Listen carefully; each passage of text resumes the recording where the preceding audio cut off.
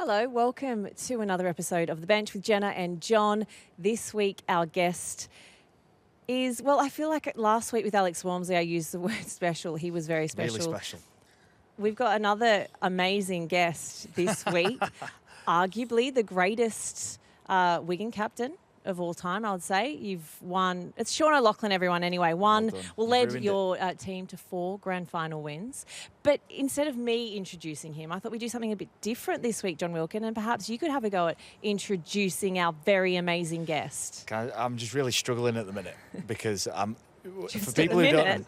the orientation of this podcast was slightly different 5 minutes ago. So Jenna was sat over here and she was concerned about squinting too much. Now I'm left to deal with the sun and this big light that they've put over here, which I don't know.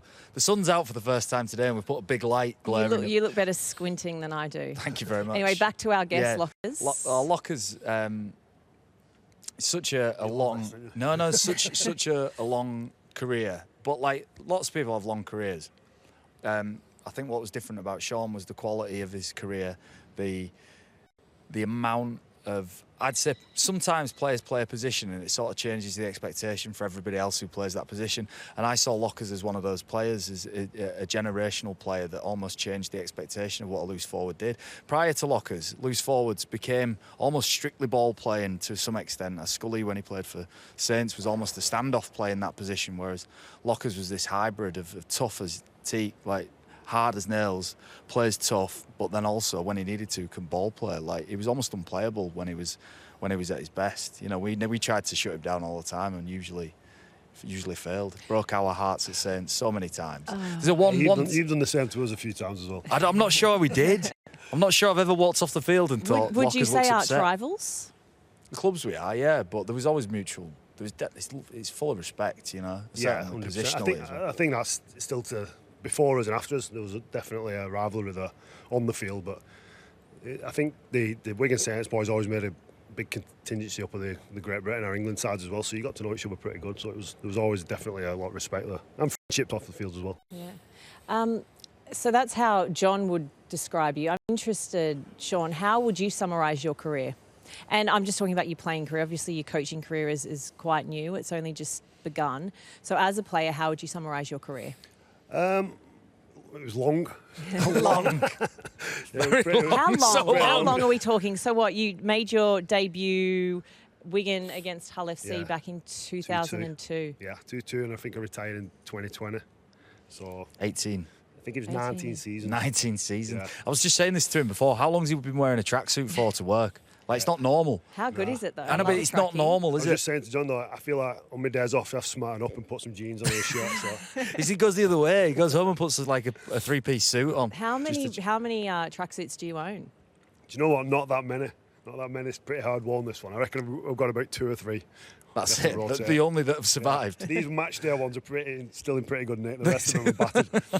Always in a trackie. So that's your play. I mean, look, we can go in depth with your incredible playing career. Obviously, you didn't get that fairy tale ending. You got the grand final. It was a weird one, wasn't it? 2020. Yeah. It was at the MKM, or might have been the KCOM at that point, but it was during COVID, wasn't it? It was behind closed doors, and it was bloody Gemma who got the fairy tale. It was a strange season. Gemma. I was Huh? like, who's Gemma? Jammer. Gemma. Gemma. Gemma. It was a massive. It was a weird time, but it was so strange coming back playing in front of nobody. It was weird. And do you know, the ending was what it was. It didn't define my career or anything like that. I'd have loved to have won it, but I felt very content when I finished. I was happy the way I went. I got to final. Loved to have won it, but didn't. But on the other side of it, there was Gemma there what got it. So they were both in very similar positions finishing. So it was a different ending for it, but looking back now, I wouldn't change it. I was happy with how I finished. I was happy with kind of how the season had gone, and to go out on a high, even though there was no crowd there, just to go out with the lads and make the final was still pretty special. What was you? Sorry. So yeah, the funny bit at the end of that game was we were there covering the game, and there's obviously nobody there. And obviously the contrast of Jammer to Lockers, that emotion, that's like cool part about sport, that you get to sort of see that all in the same place. But I'll never forget that Jammer organising a guard of honour for Lockers, and it was quite a moment to watch. Like Lockers, the respect, and this is maybe going back to Sean's career, is the respect he had off everybody was there, and it was probably most visible at that you know, your very last game there, everybody stopped celebrating and did a guard of honour for him. Yeah, it was a very special moment for me, and I think it probably made it even more so the fact that it was a Wigan Saints game. As you said, the respect the Saints boys showed us in organising that, especially when you're in the midst of your celebrations as well. To take time out and do what they did, it's something I had a lot of respect for. What would you say was your greatest achievement? I think for me, probably the most favourite trophy would have been the first grand final I won. Yeah. I think I'd been here 8 years before I actually got a chance to win one. I think in the first couple of years I was involved in a grand final and Challenge Cup, and then it was a kind of 6-7 year period before I actually got a chance to win it. And we've been involved with semi-finals, and there was a lot of expectation on playing at Wigan to win something. So I think that first one was like a real sense of relief to actually finally win something and almost get the monkey off your back a little bit. No, but on that, I thought, just going back to the start of Sean's career, I thought we obviously came through similar times, similar academies, and we sort of came through a similar period. And I remember, and I might be wrong, I might have remembered this incorrectly, but the start of your career was incredibly tough. You had some shocking injuries at the start, didn't you? I remember a couple of bad ones. I remember Good Friday, there was a bad one here, so it wasn't an easy start. Yeah, I think I'd done a season where I got picked for a Great Britain, and then the year after I did that to my knee, Good Friday game here, and then the club at the time there was a lot of changes going on behind the scenes with coaching, a lot of turnover of players, and I think the year I came back from a long-term injury, I was made captain as well, so there was a lot going on really. So I think when you come back from something long-term, you just want to get on the field and you just want to play, get back playing to some level. But I probably had that bit of a lot of pressure on me from the captaincy side of things and the team not playing particularly well, which normally falls back down on the more senior lads, which as a kind of 23, 24-year-old, I was classed as a senior lad at that point. It's a mad place, a dark place, when you're captain of a team and you just want to get playing well yourself. But you've got this huge responsibility that goes way above and beyond you, that you're almost sent out to press conferences, you have to speak, and half the time you just want to get yourself going, don't you? Yeah. And I remember back at this, just to go back to that time, there was a little bit of pressure there, wasn't there?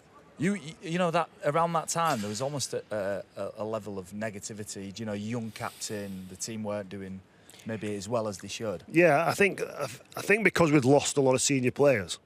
Like Faz had retired. Blokes like Gary Connolly, Terry O'Connor, Rads, who were all finishing around that similar time. I think there was a young team coming through, not a lot of senior boys. The more senior lads were the overseas lads who were signing, might have been around for a year or two, and then they were moving on. So there's a bit of I reckon we was as much as the fans would turn out and support us, there was some negativity around the team at that point as well. So it was a tough period. It was a tough period, but I think that's probably what made 2010 winning it probably even more special. It's like thank God for that. Oh my God! Let's talk about the grand final. So I said this at the start, but you led Wigan as captain to 4 grand final wins. How would you describe yourself as a captain? What were your leadership skills? What made you a good captain? I think when I first got given it, I probably weren't ready for it. I probably weren't equipped to do it well. I'd done it as a kid. I'd done it in the academy, reserves, all that kind of stuff. But it was the big step doing it first team level. Is you're talking to lads 10 years older than you at times, and that peer, that almost you still view them as senior players even though you're a young kid. So I think you're not the finished article when you start doing it, and probably even at the end of it, you're still learning. But I just tried to always put the team first. Be honest with kind of my own game first and foremost, and then try to help the team as much as I can in whatever role. I think as a loose forward, your role can change, and you're not just playing your game.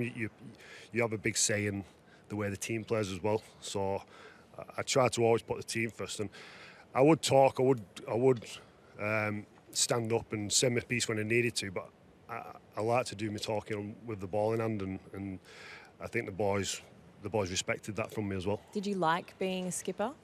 Yeah, I always wanted it. I wouldn't say I always wanted it at Wigan, because it was never an ambition to be captain of Wigan. But as a kid growing up, I captained the teams and I enjoyed that.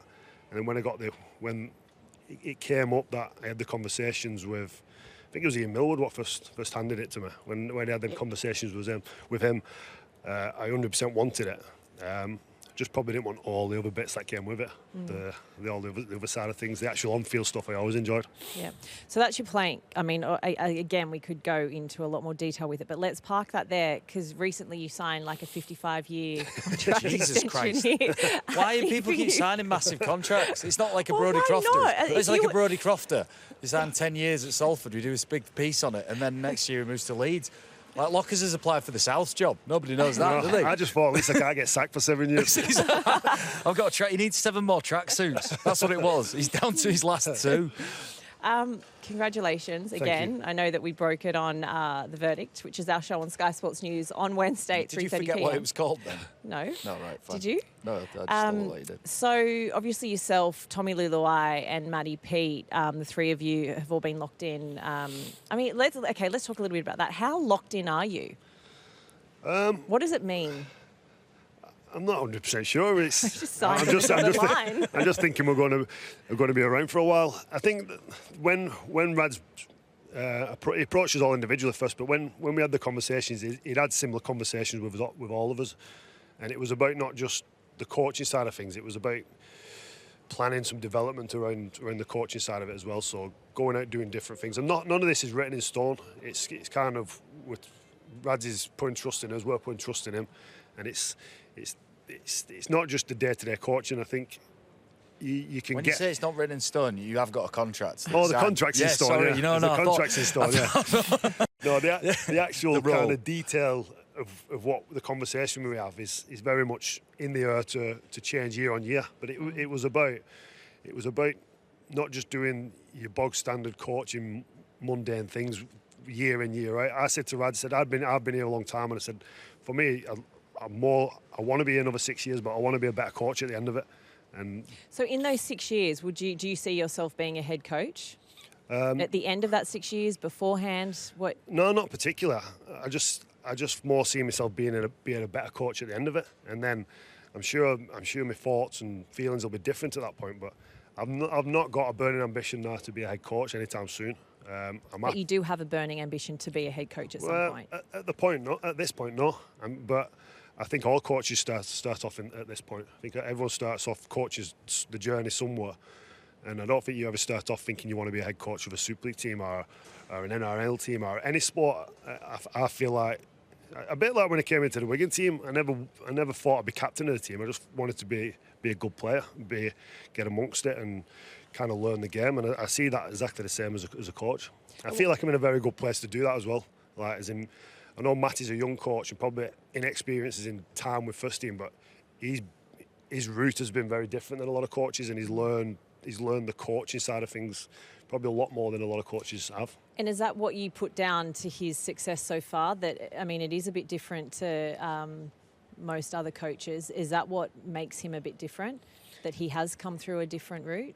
Yeah, I think so. I think a lot of coaches have probably done this similar to me, where you have a playing career and then you go into coaching because you was a good player, really. And I don't think that necessarily guarantees you're going to be a good coach. And I think what Matty's probably not had that luxury, so he's got it on merit that he is a good coach, and he's learned his coaching styles and his teachings, not on the back of having a good playing career. It's more on the back of him being a genuinely good coach, and that's where I feel like I can learn most of it. I think Matty, when we're talking rugby, Matty won't try to tell me or even Tommy. He'll not try to change our mind on the game. It's more the conversation we have is always about how we get that across to the boys. So what's going to make you a good coach? Yeah. Actually, let me ask Jon. You know him. What makes people a good coach? No, what makes him a good coach? What will make him a good coach? Well, players who've played the game have got an advantage, that the sort of tactical nuances of the game and the game. It's a game, isn't it? It's not a science. It's a living, breathing thing. So understanding the game and specifically being a loose forward, like you understand the toughness of the game, but you also understand how to break a game down in attack. So Lockers comes at that from an exceptional viewpoint already. The issue is, and this is maybe where sometimes in sport there's an assumption that great players make great coaches. And it's just not the case, because coaching is a discipline that you have to practice and you have to learn. And I find it interesting, Matty is always focusing on how do we deliver this message, because you can have an infinite amount of knowledge, but if you can't articulate that to a group of people in a way in which they not only believe it, but they adhere to it and buy into it, and you can't speak in a way that impresses upon them what you want them to do, then it's almost irrelevant. Plus, there's all of the management side of it, the succession planning, the long-term thinking, and all of that stuff is stuff that, without knowing it, unless you're born a freak, you have to learn. Look, you're nodding your head. You agree with what he's saying? Yeah, I think since I've come into the coaching scene, you realise probably what the head coach does is very much. Matt is very hands-on, and he does a lot of coaching on the field, but it's all, there's so much other stuff what goes with it, and you know that as a player, but you see more of it when you coach alongside him. And yeah, the relationships with the boys, just the way you let players down as well, the way you move players on, or the way you don't select players. That's as big as the stuff you're doing on the field, teaching them how to get the body in front and make a tackle, or how to put a play on. That's probably, for a head coach, that's probably even more important. Yeah, and I think that's funny, isn't it, in rugby league? Actually, I'm not going to do this because this is my off the bench. I'm going to do this later. Okay. Look, 'cause you've been at Wigan for basically your whole life, right? Will you ever leave? Jesus I don't Christ. know. Not for 6 years, hopefully. Hopefully. What's the longest any sports person's just stayed in one place for? Have you ever left Wigan, the town? Yeah, but apart from on a bus, a team bus. I've been on a team bus. Is Aspel Wigan? Aspel. He's been to Bolton twice. I've always been very content here, and I've always been content without getting too comfortable in my role. I always felt like I pushed myself as a player. I feel like I'm doing that as a coach now. I'm not kind of. I want to be a good coach as well. I don't just want to be here because I played here. I want to get to the point where I'm a good coach. And is there a fear that you can be somewhere too long? Do you know what I mean? 100%. And when I had this conversation with Rads when we spoke about 6 years, and I know assistant coaches do tend to have kind of a lifespan at clubs, and I had this conversation with Rads, and that's probably why what he spoke about away from rugby and developing as a person away from that and coming back here with different ideas. I think that's what'll, if I am here in another 6 years, that'll be what makes me still relevant at that point, not the fact that I'm still teaching the same stuff I'm teaching now. Yeah. It's tricky, that, isn't it? Because you sometimes, like in life, you go out and you get like loads of experience from elsewhere, and then you bring that back and you use that for a job. But the challenge is, for being really loyal to one club, I saw it from being at St Helens for 16 years. When I actually moved, it like blew my mind actually how little I knew about the other side of it, and it made me empathise with. What do you mean by the other side of it? Well, like, let's say I went to Toronto. Did you? Right? Yeah. How'd that work out? Not well. Not well. David Argyle, if you got my £250,000, you can send it to me, please. He's sending money to other people. Why am I not getting any? I'm not getting any. Gaz Carvel's working his arse off for the GMB, just getting little thousands. I found out yesterday he's just squirreling little thousands. I'm not getting anything. It's fine. Anyway, I went to Toronto. Not better at all. Went to Toronto, right? And I've been at Saints where there's some things that are just assumed. Like, you get paid on time, right? For me, just an assumption. Like, that always happens. But I was playing with guys who were used to this. They were used to not being paid. They were used to being let down by clubs. They'd been let go by clubs. They'd been let go by clubs a number of times. And when I went there, I realised actually how different that mindset is from where I just had this comfort and security of being at a great club and felt amazing all the time. Is that actually sometimes you come across athletes who've got different challenges, you know? So I think Lockers has nailed it there, but there is a balance between being loyal for a long time and then limiting your opportunities to learn from the outside world. Yeah, and there is, and you've also got to stay relevant as a coach. And I think if you get too much, if you spend too long in one spot and it becomes mundane for you, it's 100% becoming mundane for the players. So you're experiencing things what just make you question what you do and try to get it better. I think that's really important. And as I said, that was most of the conversation you had with Rads before I signed the contract was about that. Yeah. So you've spent, best part of your life here at this club. What makes it so good? Because it's where I come from. It's just lived down. It's There's really, no place like home. Oh, why do you love this club? It's close. It's close. It's dead handy. That can be the answer. That's fine. It is handy. I've grown up supporting Wigan. I have family members what have been here and been in similar footsteps as me, played here. So it was always an ambition for me to be here. But I think the fact I've played here for so long, it's kind of cemented. It's a place in my heart for me, and I want to see the club do well. I want to see the club be successful, and for me to kind of had the opportunity and done that as a player, now to continue to do that as a coach, be involved in a coaching team, what I'm doing that.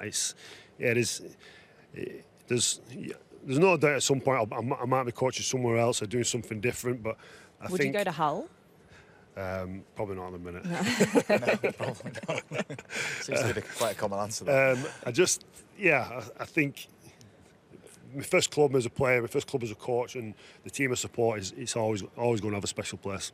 There you go, special place here in Wigan. Okay, we are ready for On the Bench, Off the Bench, a segment that we do every week on the bench with Jenna and Jon. On the bench is something you want to see less of. Lockers.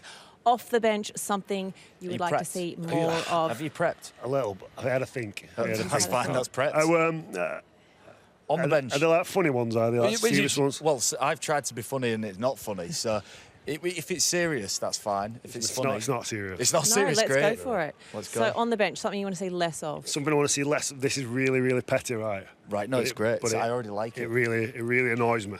How much really, really annoys you? Yeah, really. Really? And you might not have even noticed this, but right. Oh, no. So when it's touch judges, What in general? Yeah. Just touch judges.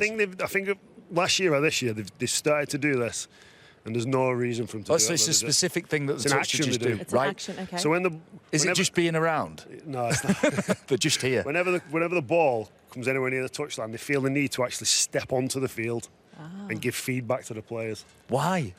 You tell me. What are they saying though? I have no idea. But you come on, you don't know what you're not asking the lads This is what something they're that they've only saying. just started doing. This last couple of years, Do you know definitely this year, possibly last year. I know. It grates on me. I'm like, you only come on the pitch when you put your flag up to say something, but Yeah. they're just encroaching a little bit too much. When does that end though? Lockers, you're right. Like, what are we going to do? We touch judge Well, they're left hand side. gonna have Touch three judge rests on the pitch at is one finishing point. in the corner with Liam Marshall to give the try. Like, Yeah. stay on your, stick to your lanes. Touch judges stick to the touchline. Because Lockers is really, really annoyed bet about you'll it. notice it, Yeah, though. well, why have you told me that? We're I going can't to see this unsee it. now. We're going to see it here tonight at GW Yeah, Stadium. I know. I do know it. It's just 5 metres, isn't it? Yeah. And they're just little chatting in the ruck and then you out. don't need to do it. Can But we what are they find out saying? what they're saying? I want to know what they're saying. I think they're being really positive. Just well done, lads. It's a great nobody's game. listening, though. Hey, it's a great game, No one's this. listening. Don't forget I'm here, lads. Yeah, that's Pathetic. I like it. That's great. Let's put it on the on me bench. for a while. Yeah, yeah. That's a good one. It's on. Very good It's one. on the the bench. bench. You take notice now, see if you see it. Yeah, I will. Yeah, everybody I will. I think we should boo him as soon as he steps over the line. My on the bench, Jen. Do you want to do yours? No, you do yours. My on the bench this week is, it's only something that happened this year. Like as a pundit, right? You inevitably say things that sometimes people disagree with and upsets people. So I get it. I'm not daft. Like sometimes I say things that are wrong and people pull you up on it and I own it. But it's like where that feedback comes from. Now this year, first time in my life, I've had players' partners contacting me to discuss How? Like phone calls? everywhere, Name names. in person, social media, ringing me to ask me to stop criticising a player within a game. Now, and I'm fine with it because everybody's protective. Like we're all protective over our families and that. But I'm like, I can't imagine in my career ever encouraging that domestically for somebody to go out to bat for me. And if anybody needs defending, it's at times it's me, you. isn't it? Yeah. So I found it strange. So Are you I'm going to name putting- names or no? No, I'm not naming So names. like people's wives and girlfriends sticking up for them. Yeah, but like. But are they attacking you? Are they getting abusive with you, or is it a polite well, story? Would you mind there was just? one where, I've only been scared twice in my life. One was when Mickey McLaurin punched me, and the second was this player's wife because she was handy. Was I it in could tell. person? Oh yeah, It was in person. it was a threat. It was a threat of violence, and she was holding about 9 kids as you- well. Oh, did you see? And I reckon she could have filled me in whilst holding 9 kids. she was that dear. hard. Okay, so I'm you're not gonna name- benching. Just players and I just think right. I wouldn't walk into anybody else's workplace and start dissing somebody who worked with them.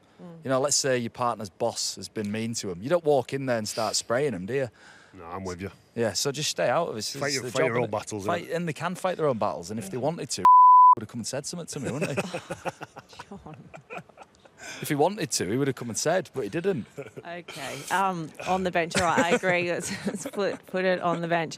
My on the bench isn't my on the bench this week. It's David Cartwright, the lovely, one of the lovely stewards here at the DW Stadium. Had a good chat to him, as I do I thought you were putting him on the bench, you steward. No, I love him. He'd be off the bench. We need more David Cartwrights at stadiums. That could be my off the bench, actually. Head supporter safety officer, it said on his badge, actually. What did it say? Head supporter safety officer. There you go.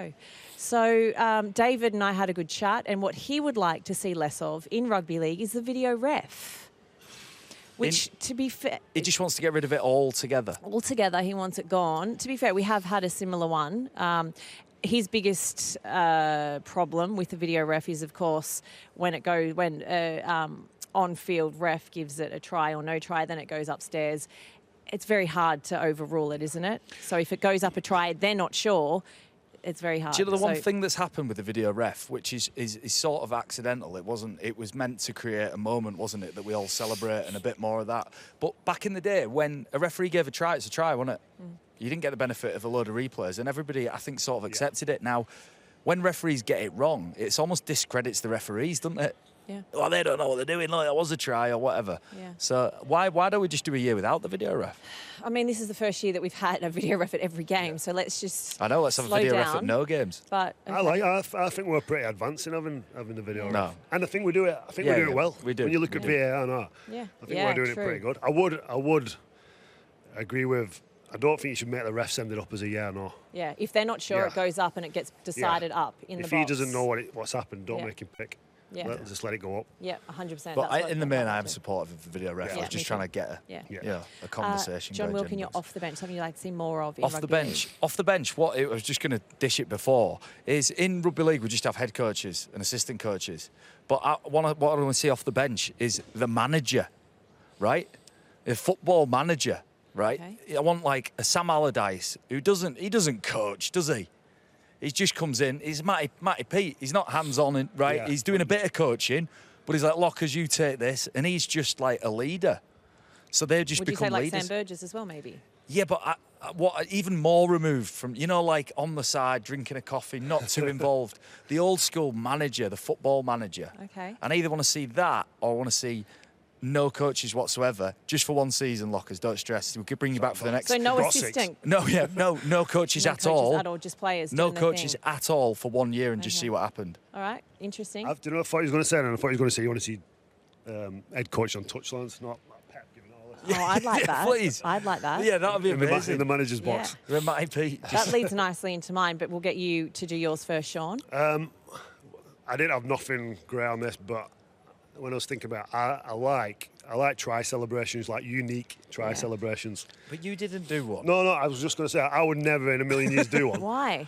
It's just not my personality to do them. I'd have messed it up and done it wrong or something like that. But when there's some organisation and some effort gone into them, and remember when we did the Mossy Masoi to raise money for Mossy, and every try celebration, I think it was at Magic Weekend a few years ago, every try celebration gave £500 to the Mossy Masoi What's the most iconic Foundation? that comes to memory? I remember like Sean Edwards Martin the Fire doing the old But all they did went to the corner and did that. Yeah, the nod.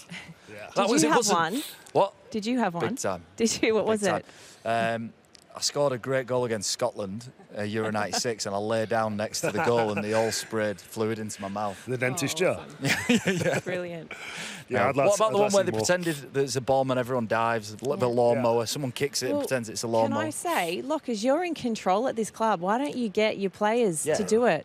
Have them practice at training too. Yeah, we've not done any skills today. We're just practicing a try celebration. I'll run it by Matty next week. If you win today, I'd like to see that. Excellent. Off the bench. That's my off the bench, very quickly, because we're running out of time, is from the lovely Amber. Again, we don't know if they're lovely. Amber, where is she? No, Emma Ambler, off the bench, Ambler. secretly mic'd up coaches so we can hear what they really think about on-field events. Emma, I love that idea. I think that is something that we should definitely You just hear Lockers more on abusing the touch next judge. time. He's on field again. Get him off. Get him off, get him off. Sean O'Loughlin, thank you so much for joining us on the bench. And what My a pleasure. day, what a beautiful, the sun is finally shining.